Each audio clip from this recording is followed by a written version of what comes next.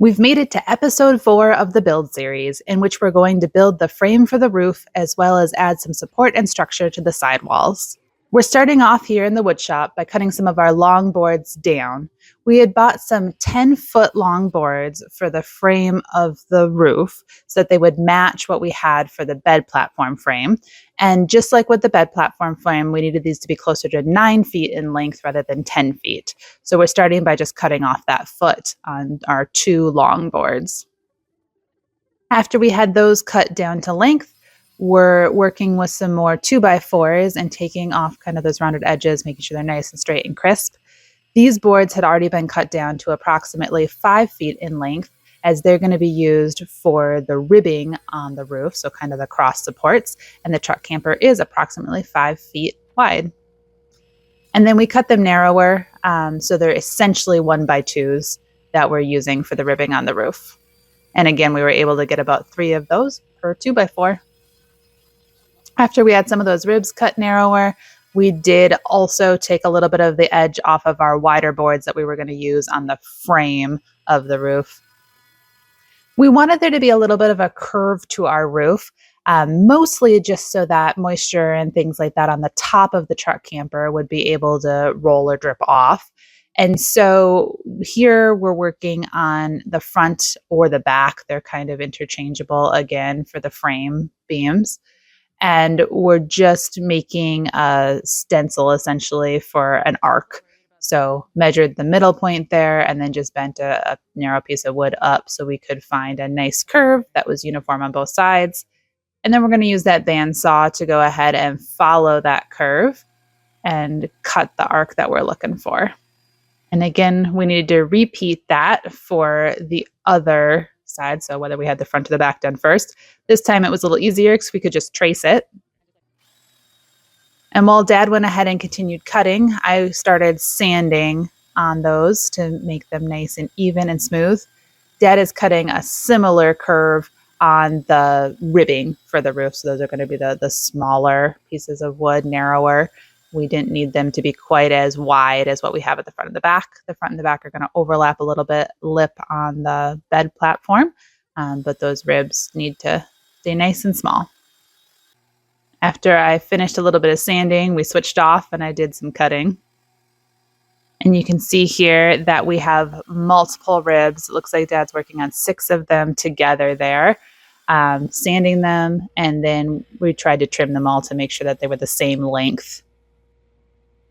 Then we needed to make little notches in our long beams, so the ones that were 9 feet in length, so that the ribs could sit into them. Just like we've done before, we're going to be gluing those in, and so the most surface area we have to glue to, the better. So we have those ribs evenly spaced out, and we're going to cut a 1-inch notch for each of them. To keep everything lined up and even, we did go ahead and cut the boards at the same time. So both of the sides are on the table saw together there. And then we were able to head up to the garage and lay everything out and see how it looks. So you can see all of our ribs are in, everything is curved on the top. And then I'm going to go ahead and we're starting to glue things together. The side and end frame pieces were both glued, and you can see that there are screws in there. I had to go grab a little hammer as some of the ribs fit a little tight, but tight is good. That'll add extra support. And then we did add a screw to the ribs as well to keep them in place and kind of help hold the glue down. Once the glue's dry, it'll be a good hold, but it was still a little wet at this point, so it kind of worked as a clamp to have the screws go in there. Here's a view from kind of the underside. You can see everything sitting in place. Here's the roof sitting on top of the bed platform. Everything's in the garage at this point. And then we needed to go back to cutting some plywood. We were going to start working on getting plywood put on the bottom walls. But one of the things that we needed to try first was figuring out how to curve the back area of the plywood so that it matched the curve that we had put in the wood itself. So we went and did a little trial on a small piece. We cut a few notches out so that the plywood was less thick and could curve around towards the back there. That seemed to work fairly well, and so we went ahead and did a full-sized piece where we just cut small grooves in, evenly spaced apart, and that allows the plywood to be bent and curved around the back of my truck camper frame. You can see we did a little comparison with the test strip to make sure we're in the right spot. And then here are all those little grooves, and you can see how that is bendable then. One side done, we had to go ahead and repeat everything for the opposite side. Once we were done cutting all of those little grooves in the plywood so that we got the right curve, we went ahead and we put the whole thing back up on the truck for some more test fitting. We've got the roof up there for the first time, and you can see our test piece of plywood fitting around on that left-hand side. This also is one of the first views where you can see that shark fin recessed in well. And of course, we did that shark fin recess in the last build video. Now here's a view from the top. You can see all that aluminum angle that we had previously gotten ready in the last build video. Everything is screwed in, and we actually have the bed platform held on by screws this time instead of clamps like we had done in the past. After we took a look at everything up on the truck camper, we were back down in the shop to cut a little bit more 1-inch foam. We needed that foam to go in the walls. So the wall that goes up against the back window of my truck, that one's going to have foam just on both of the side panels. We're leaving the center panel open so that I have a pass through into the truck in case of emergency. It's a tight fit for me to crawl through that back window, but I can do it. At least at this point. We wanted to keep that just in case I ever need to get through to get into the cab for a variety of safety reasons with wildlife, people, things like that. And then the two side walls are going to have 3 foam panels in each of them, so they'll be fully foamed out. After we had things cut, we brought it back up to the driveway and we started applying the glue to the foam so that we could glue the plywood onto the foam. And then the plywood's also glued to the frame, and so that should hold everything in place. Lots of glue again. So poured it on, spread it out with the little scrapers. And then we got that piece of plywood complete with the curve. To line that up, it was a little hard to clamp it around the curve, so we did put some nails in right away to hold that in place. And once we had done one side, we of course needed to repeat the process for the other side. Got all the foam in, and then lots of glue. Actually, I take that back. We did a little bit of sanding first before we put the glue on. Again, a rougher surface, just a little bit more for the glue to hold on to. Spread everything out. Tried to go fast while we were spreading the glue out because it was a fairly nice day out now. I think we're moving into late May here. Once we had the glue nice and spread, we were able to go ahead and grab the plywood for that side. And on it goes, nice and lined up. And then again, a couple nails to hold everything in place. And then we did clamp the end a little bit too to just help it really roll up and around that corner. We brought the sidewalls back into the garage and put a little bit of weight on each of the foam panels to try to keep them down and against the glue. And then after we had the 2 sidewalls done, it was time to do the wall that goes against the back window. So again, like I said, it's going to be a foam piece on either of the sides, but we're leaving that middle open. This one we ended up gluing on the plywood first. When I put the foam panels in, they kind of fell down a little bit more, weren't held in place as well. And so we took them out, put just the plywood on after we got all the glue, and then we will flip it over and put the foam on the inside. Few nails to hold everything in place again. Make sure it doesn't slide around while we move it. You could clamp that as well, and it would probably hold just with the glue, but a little extra there. And now we're putting glue on the inside of that plywood so that we can put those foam panels in. You'll notice that this second panel I'm putting in has 2 pieces to it. We just cut it a little bit thin, narrow, and so we had to do a small strip to go back with it. And then of course there is one more wall. So we do have the back wall that we're still working with. But that one wasn't quite ready yet for its foam paneling. We still had to decide on the door width and where everything was going. So right now we're just gluing on another piece of wood as part of the frame. Then it was time to put the walls back on the truck. So now they have their foam in them, and we're going to be just screwing them together. So bolts and nuts in those corners. So each of the walls has 3 bolts that we use to screw the walls together nice and tight. It's a little strange to have the walls actually not be see-through anymore. Different look than when it was just the framing. So there again, you can see the 3 spots where we're screwing that together. I've mentioned this in the previous video, but this really is modular, and the modular system helps us get it on and off, but also nice for storage. It's easier to store each panel individually rather than having a bulkier truck camper to put away. Now we're just tightening those mounting clamps so that the truck camper is held on. Just using a ratchet for that. And then just placing the plywood panel in place that we're theoretically putting on the back wall. So here's a look from the side as we get the bed platform on. And I'm holding here while Dad just goes inside and puts a couple of the screws in place to screw that on. It's starting to look more like an actual truck camper shell now. We've got the roof on top of the bed platform, and it has walls now. There's a look from the front, and there's the other side. It's fun to see it start to take shape. And there's the inner view where you can see the foam. I got a chair out just to see how it would feel to sit in there. And you can see the pass-through window, and you can see the gap that we also built so that the truck light does shine through. So like when you open a door and things like that, you do get light into the back. And now we're going to start figuring out our roof height and how things are going to go there. So we went ahead and just used long pieces of wood and clamps to get the roof into a relative position of what we were hoping for. We had debated a little bit on how tall we wanted the roof to be.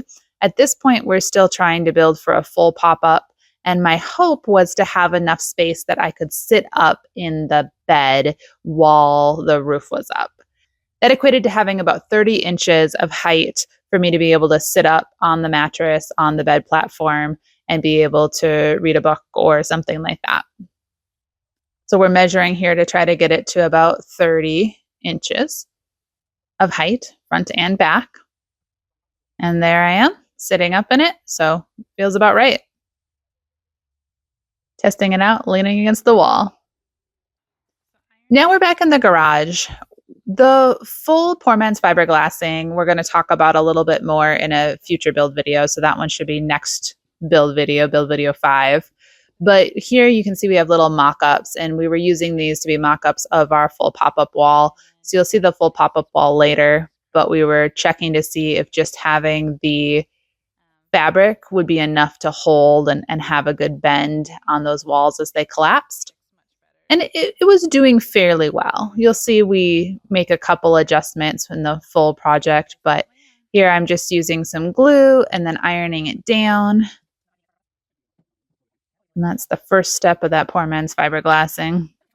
I'm trying and testing how it is to fold the fabric too, and how bulky and hard it is to work with.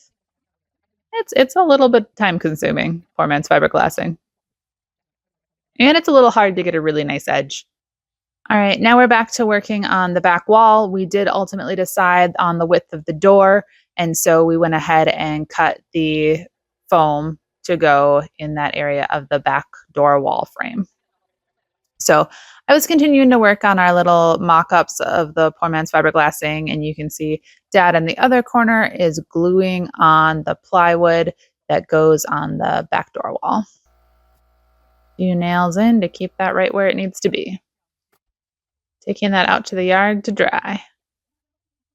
Finding something heavy to sit on it. We used a lot of boxes, a lot of full boxes to create some pressure. We had a little bit more plywood cutting that we ended up needing to do. So we still need plywood for the top of the roof and then for the door itself. At this point, Dad is cutting the plywood for the roof. Just like we had talked about earlier, the plywood came in sheets that were 8 feet long, and the roof frame is 9 feet long. So we ended up having to do 2 different pieces on the roof. We're also cutting some plywood for the bed platform. It felt just a little bit flimsy. It's still not poor man's fiberglass, right? So that might add some strength, but we wanted to add just a little bit more plywood so that it didn't feel like it bent as much while I sat up on it. So the bottom just flexed a lot. Didn't fall through it, but it flexed. So you can see here that we are working on the bed platform again. We've cut some smaller pieces of plywood and we're just going to put a little bit on either side, trying not to get it any thicker in the middle of the bed platform because that's the part that's closest to the top of my truck. But on the sides of the truck cab, there was a lot of clearance. So we went ahead to use that space to just reinforce our build a little bit, make sure it was strong enough. Held one person fine, but 2 people just felt a little like you were pushing the boundaries of what it wanted to hold. So after we had those ribs glued onto the plywood, we flipped it over and set it down. I had to stop for a little bit of a glue refill. We used a lot of glue. And then while I worked on gluing the other side, Dad added some nails to the first side so that everything was sitting in there nice and good. So then after those were flipped over and glued on, sanded the edges a little bit. So there was a little bit of like a proud area that we just had to sand down, try to get everything flat and smooth again. And once we were done working on that additional plywood added to the bed platform, we came back up to work on the roof. And now we're starting to work on the struts. I had purchased some gas struts for the roof. So we had 4 of them, 1 in each corner of the roof. And we started by putting in the roof attachment for them and then putting the struts on. Then we lifted the roof to that 30-inch height that we had tested. And we're going to put the bottom part of the struts on, but it was a little hard to get the appropriate leverage while they were up. So we had to put everything back down again to test where the bottom attachment needed to be. And once we had that marked out, we drilled the holes and were able to insert the bottom attachments. Again, there were 4 of them, so we had 1 kind of in each side quadrant. And those just screw in, so you just have to make kind of a pilot hole for them and then screw them in. And then the challenge is compressing the gas strut enough to get it on the other attachment. I struggled with that. It kind of took 2 of us. Later on, we got smarter about it and we used a clamp to compress them down. But early on, we used 2 of us and got them attached. Once we had the back ones on, we tested how that went up and it went pretty well. And then we were able to just pop on the front one because we had a better guide for where things were going. And then the test was, how did it work? Could we get it down? Did it stay down? Did we have the right amount of force on those struts? And it was fairly simple to get it down, but with the roof as light as it currently is, without the extra plywood and things like that, the struts did not stay down. So we really had to pull it and get it down and then lock it down with a clamp. Since we really wanted to know if we had the right strength of struts, right force, we went and grabbed some of the materials that we were going to use on the roof. So some 1-inch foam and some plywood, and we put that on top of it. And it went up okay with that on. And then I tried sitting underneath it, had really nice, good clearance, felt good. And then we brought it back down again. It was a little unwieldy and hard to get down just because it got out of alignment, but we didn't have any guides in place for it yet. We clamped it down just to be sure, but it did stay down a little bit better with what we had added on top. Now we're cutting some of the plywood again. This is the plywood that's going to be used on the roof. You can see that we've taken the struts off while we're working on everything here. Again, the plywood on that roof is in 2 panels. Here you can see we have everything cut and the 2 panels are in place. So now it was time to get working on cutting the foam for inside the roof. So this foam is going to be a lot of kind of long strips of foam so they can go in between the ribs on the ceiling. Once they were cut, I brought them out to the roof and test fit them. Some of them fit better than others out there, so I did have to trim a little bit off of some of them, but mostly they went in pretty well and could be kind of shoved down in there. So now we're getting pretty close to the completed roof structure. Obviously, it still needs to have poor man's fiberglass on it, but we're going to go ahead and glue all of these foam panels into the roof. And then hopefully I'll end up with pretty decent insulation on the roof. That is the main purpose of the foam on the top here. It doesn't provide much structural support, but it is adding quite a bit of insulation to have 1-inch foam. One of those panels really just wasn't fitting, so we had to go back and cut it, and it made a big difference. And then voila, they were all in. You will see us just routing the edge of the bed frame. We did give it a little bit of a rounded edge, just make it look a little bit more finished professional. In addition to routing the corners of the roof and the bed platform, we also routed the edges of the top of the roof. Again, this was just to give it kind of a nice finished look and to take away any inconsistencies where the pieces of plywood were joining with the frame of the roof. It just looks a little more uniform, a little more finished to get a little bit of rounding there. We found one nail that was sticking up, so I had to remove that while I was routing. And then kept going all the way around. A little bit of sanding to keep it nice and even. And that is about our finished roof project. So I'm going to end this build video here. If you're curious on how the poor man's fiberglassing goes, please tune in to the next episode, episode 5. The episodes are going to start moving a little bit faster here. We're kind of getting towards deadline. And as we hit deadline, I started moving faster and videoing a little bit less. Again, thank you for watching. It's been wonderful having you. And please leave any comments or suggestions or things you have to say in the comment section below. And feel free to subscribe if you found any of this interesting. All right, thanks. Have a wonderful week.